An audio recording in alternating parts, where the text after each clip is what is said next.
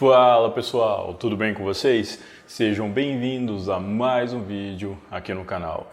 E no vídeo de hoje eu vou falar a respeito do caso Eve Wilkowitz, que ocorreu nos Estados Unidos no ano de 1980 e só foi solucionado mais de 40 anos depois. Pessoal, só para atualizar vocês, a entrevista com o João, a única vítima sobrevivente daquele crime que aconteceu na Bahia, cujo vídeo eu vou deixar aqui no meu comentário fixado para quem não assistiu ainda, ela vai ser postada aqui no próximo domingo, tá? Daqui exatamente uma semana. Eu já enviei para ele as perguntas que alguns de vocês fizeram e agora a gente está finalizando alguns detalhes para que fique tudo certinho. Bom, eu só queria atualizar vocês e antes de eu postar a entrevista, eu vou passar o horário certinho, que provavelmente vai ser no período da noite. No mais é isso, e qualquer atualização eu vou passando aqui para vocês. E antes de mais nada, eu peço para vocês que, se gostarem do meu conteúdo, deixe um like e um comentário que me ajuda muito. Então, sem mais delongas, bora pro vídeo.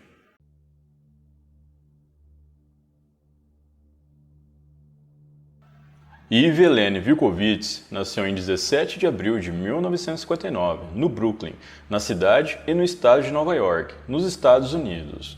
Segundo seus amigos, ela era uma pessoa com um coração tão grande quanto os seus sonhos. Ainda segundo eles, Eve era divertida, cheia de vida e tinha um futuro brilhante pela frente.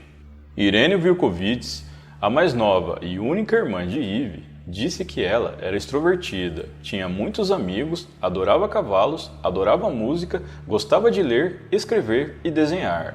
Ela também gostava de ser uma irmã mais velha e de ensinar tudo o que sabia para Irene. Eve nasceu em uma família de origem judaica. Ela adorava cozinhar receitas caseiras e ancestrais, além de amar filmes de comédia e tinha como uma de suas bandas favoritas os Beatles.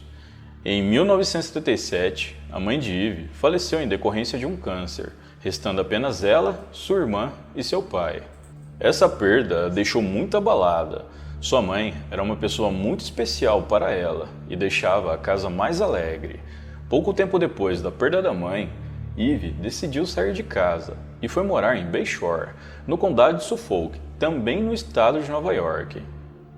Em Bayshore, Eve passou a morar com um amigo chamado Robert Grogan.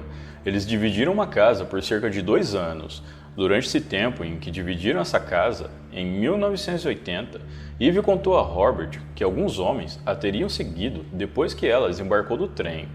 Segundo ela, em um outro dia, esses mesmos homens a seguiram e um deles se aproximou dela e a convidou para sair, ao passo que ela recusou. Em um outro dia, ela estava voltando para casa por volta das 2 da manhã e um outro homem a seguiu durante 10 minutos até o local em que ela morava. Pelo que foi apurado depois, um desses homens sempre se aproximava dela quando ele tinha oportunidade e a convidava para sair, mesmo ela negando todas as vezes. Nessa época, Eve trabalhava como secretária de uma editora popular em Manhattan e frequentemente tinha que pegar um trem. 6 semanas antes, ela tinha começado a namorar um jovem escritor chamado Jack Dempsey, que trabalhava na mesma editora que ela.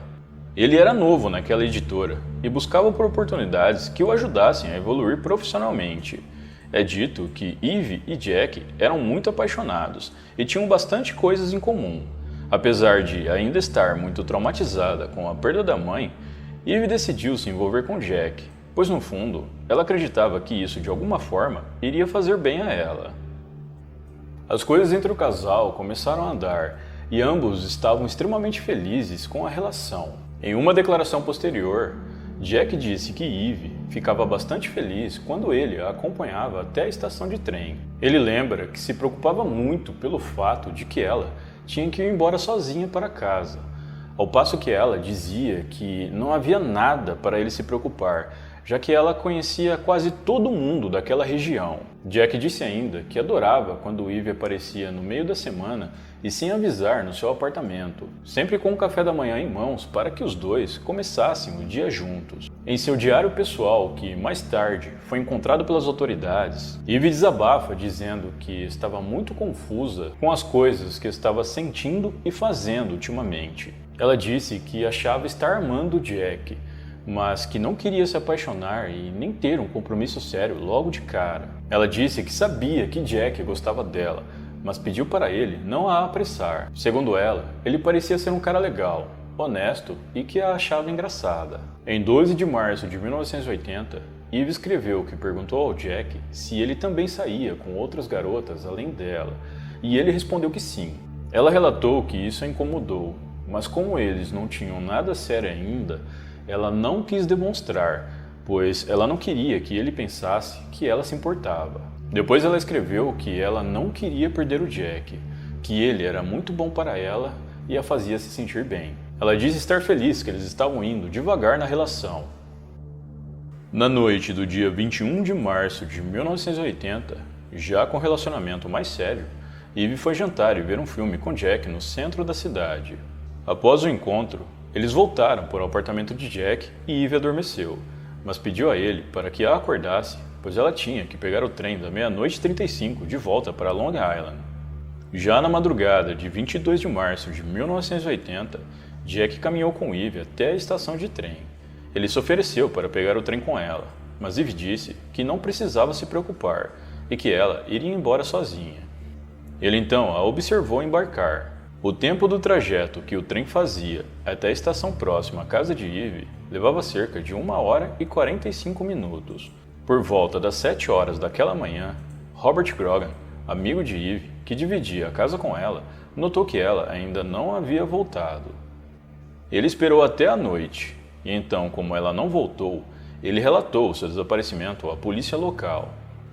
A partir daí, a família e os amigos de Eve ligaram para os hospitais da região para ver se alguém com a descrição dela havia sido internado, mas ninguém correspondia à descrição da jovem. Ao saber que a sua namorada estava desaparecida, Jack se mostrou bastante preocupado com aquela situação. Ele disse que não conseguia mais dormir e pensava em Eve o tempo todo. Em 25 de março de 1980, por volta das 8 horas da manhã, uma mulher viu um corpo no gramado do seu vizinho. Ela imediatamente comunicou à polícia, e com a chegada deles, o corpo foi identificado como sendo de Eve Wilkowitz, que estava desaparecida há 3 dias.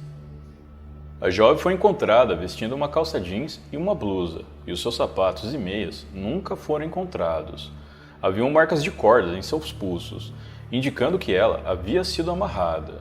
O corpo de Eve estava perto de onde ela morava, em Bayshore, na costa sul de Long Island. Mais tarde, o seu corpo foi levado para uma autópsia, que constatou que ela havia sido submetida a relações forçadas. Foi constatado também que a causa do seu óbito foi sufocamento. Devido a todas essas evidências, a polícia teorizou que Eve foi mantida em cativeiro por alguns dias antes de ter sua vida tirada e deixada no local em que foi encontrada. Ainda em 25 de março, um detetive do condado foi até a casa da família de Eve e deu a triste notícia para eles. Obviamente, eles ficaram arrasados e demoraram para acreditar que isso tinha acontecido. O primeiro suspeito que a polícia investigou, apenas alguns dias depois do corpo de Eve ser encontrado, foi o Jack, o namorado da jovem. Contudo, Jack tinha um bom álibi e também não havia nenhuma evidência que o ligasse ao crime. E com isso, ele foi rapidamente descartado.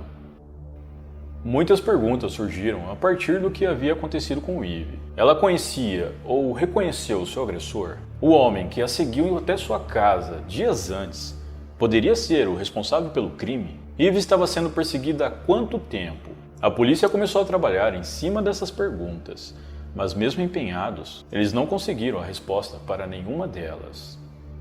No ano de 1981, o FBI fez um perfil de como eles achavam que seria o criminoso que tirou a vida de Eve. Esse perfil era baseado nas poucas informações que eles conseguiram coletar desde o início das investigações, e de acordo com esse perfil, acreditava-se que o indivíduo provavelmente era um homem branco com idade entre 19 e 30 anos.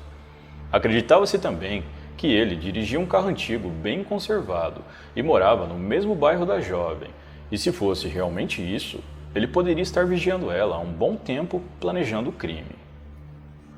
As investigações se seguiram por longos anos, mas nenhuma nova informação ou evidência foi coletada.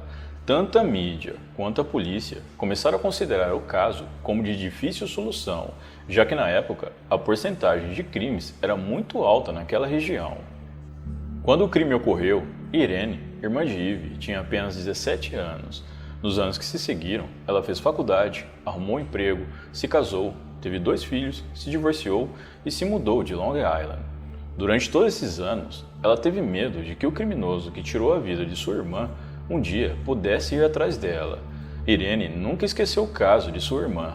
Ela costumava enviar vários e-mails aos detetives, pelo menos uma vez por mês, pedindo por atualizações.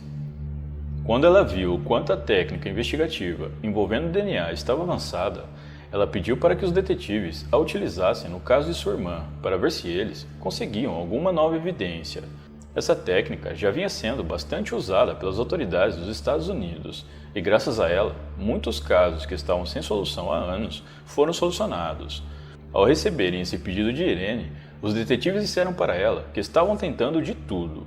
Ao menos uma vez por ano, Irene fazia questão de relembrar a todos os moradores e policiais de Bayshore sobre o crime não resolvido de sua irmã mais velha. Como eu já havia dito antes, Eve era a única irmã de Irene, e depois que seu pai faleceu em 2010, Irene se tornou a última pessoa da família que poderia falar em nome de Eve. Nos aniversários do crime, ela dava entrevistas à mídia local, uma forma de evitar que o caso fosse esquecido. Irene dizia que Eve não era famosa e nem uma celebridade, mas que ela era sua irmã e foi uma pessoa muito importante para ela. No ano de 2018, o filho de Irene contou a ela sobre uma nova técnica de investigação que as autoridades da Califórnia usaram para identificar um criminoso em série conhecido como Golden State Killer. A polícia inseriu o DNA encontrado na cena do crime no banco de dados de DNA das autoridades e rastrearam uma árvore genealógica até chegarem a um ex-policial. O caso do Golden State Killer foi o primeiro caso solucionado através do uso da genealogia genética. Isso levou a uma onda de interesse no método e gerou uma mini-indústria de laboratórios privados trabalhando com genealogistas genéticos para reexaminar crimes não solucionados de décadas atrás.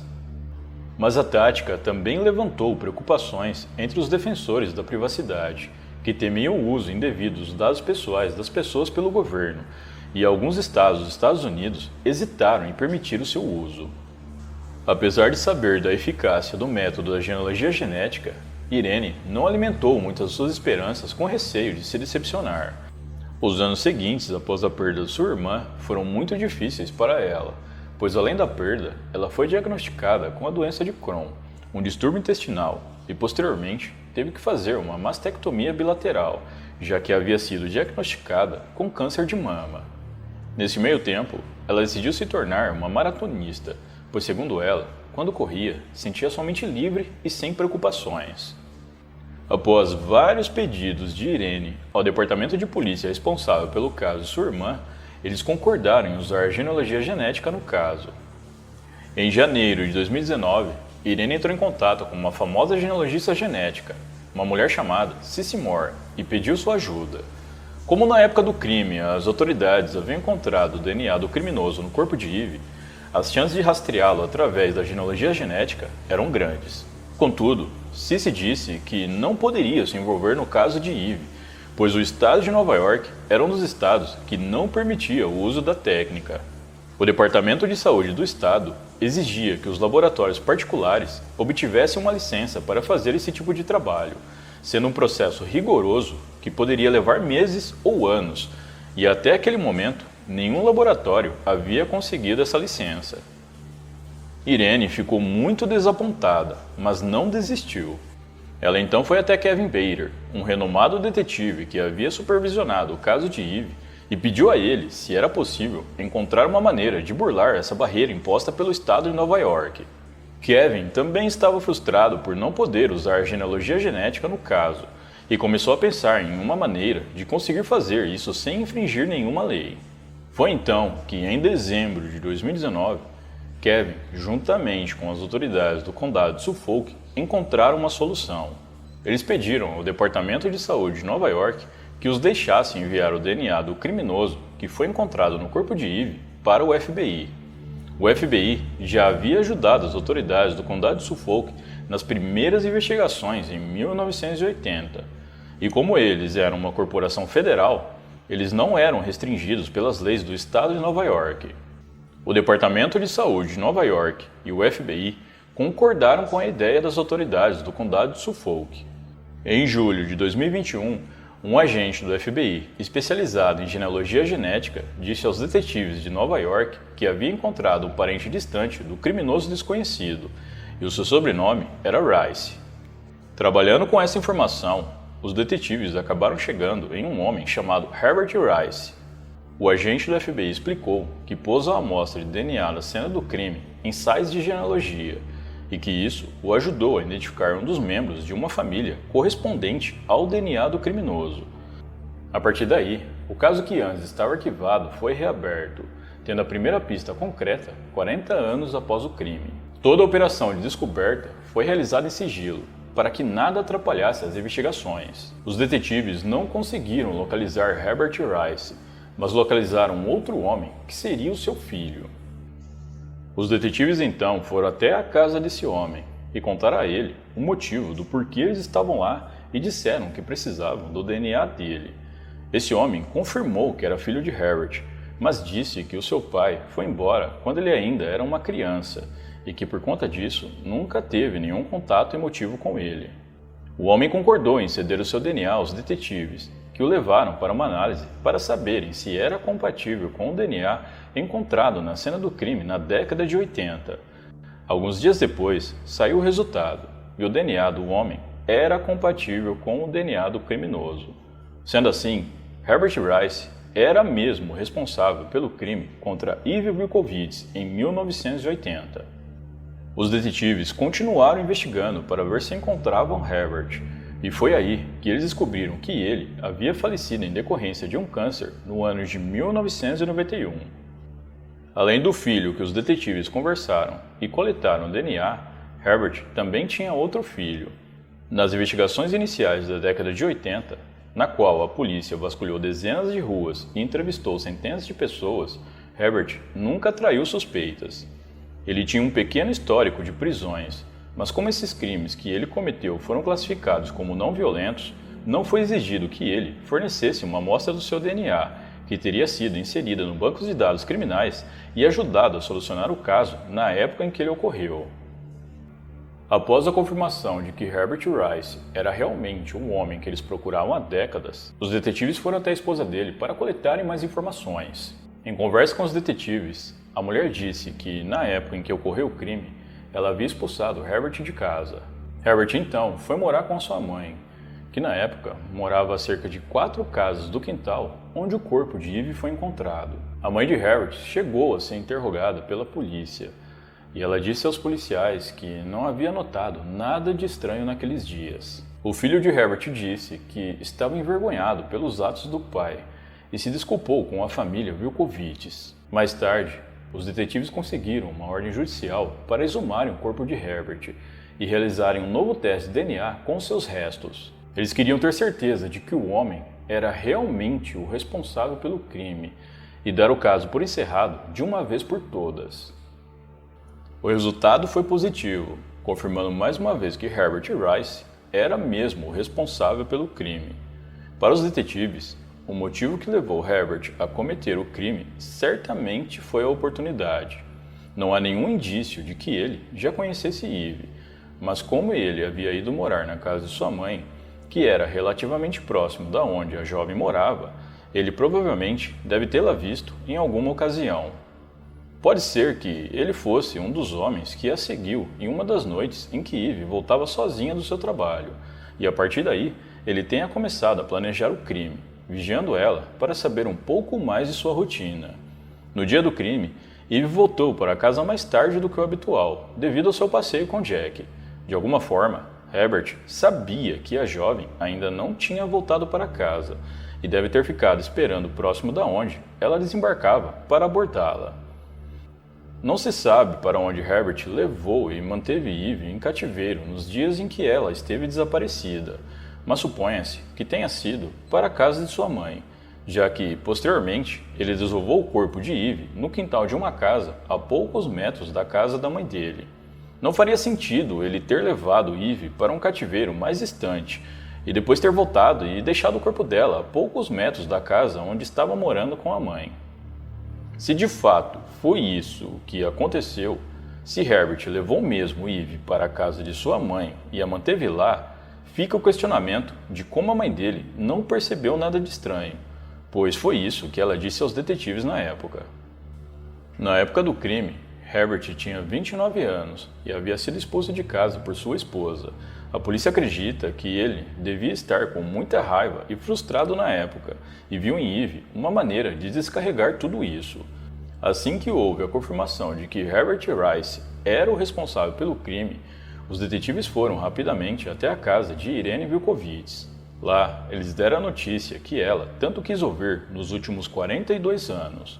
Ao ouvir a notícia, Irene começou a chorar e abraçou seu filho Evan, que recebeu esse nome em homenagem à sua irmã Eve. Irene disse aos detetives que, no fundo, acreditava que jamais ouviria essa notícia. Mais tarde, em uma declaração para a mídia, Irene disse que por 42 anos, ouvir a notícia de que o caso de sua irmã havia sido solucionado foi o que ela mais quis.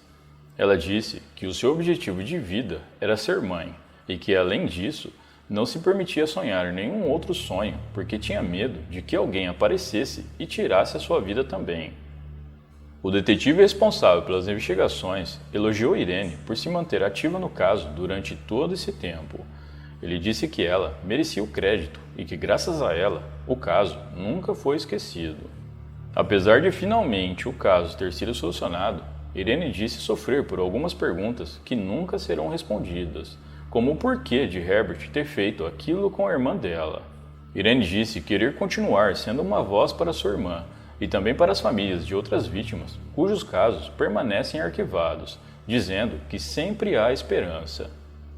Em uma entrevista coletiva, o promotor responsável pelo caso, Raymond Cherney, disse que esse foi um caso de persistência e determinação. Ele disse que esse tipo de investigação nunca é fácil, mas que o trabalho incansável e a parceria os ajudaram a encerrar o caso. Ao ver a foto do criminoso, Irene disse que era a primeira vez que o via.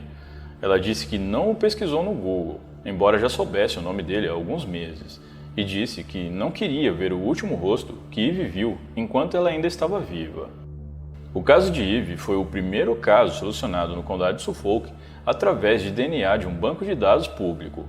Durante uma coletiva, os promotores foram questionados pela imprensa se eles acreditavam que Herbert Rice poderia ser responsável por mais crimes além do de Eve Vilkovits. Os promotores disseram que, apesar de ser possível, eles não acreditavam que Herbert tivesse cometido outros crimes da mesma natureza. Apesar dos promotores acreditarem que Herbert não tinha cometido outros crimes da mesma natureza, algumas pessoas acreditam que ele possa estar ligado ao crime contra Paula Maurice, de 17 anos. O corpo de Paula foi encontrado no dia 30 de outubro de 1980, a 2 quarteirões de onde o corpo de Eve havia sido encontrado. Outro crime supostamente ligado a Herbert é o de Deborah Beth, de 22 anos. O corpo de Deborah foi encontrado em 1º de dezembro de 1980, próximo a uma estação ferroviária que fica relativamente perto da casa da mãe de Herbert. As autoridades não ligam esses crimes a Herbert Rice, mas há várias teorias de que ele possa ser de fato o responsável por eles. No ano de 2022, a família de Herbert Rice foi até a casa de Irene Vilkovits para pedirem pessoalmente desculpas pelo crime. Na ocasião, Irene disse que eles não tinham culpa de nada e sabia que eles deviam estar sofrendo tanto quanto ela ao saber que alguém próximo a eles foi capaz de fazer algo tão horrível. E esta foi a história de Eve Vilkovits, uma garota jovem e cheia de sonhos, que teve a vida tirada em um caso que só foi solucionado mais de 40 anos depois. Bom, pessoal, então é isso. Muito obrigado por me assistir até o final. Eu vou ficando por aqui. Um grande abraço e até a próxima.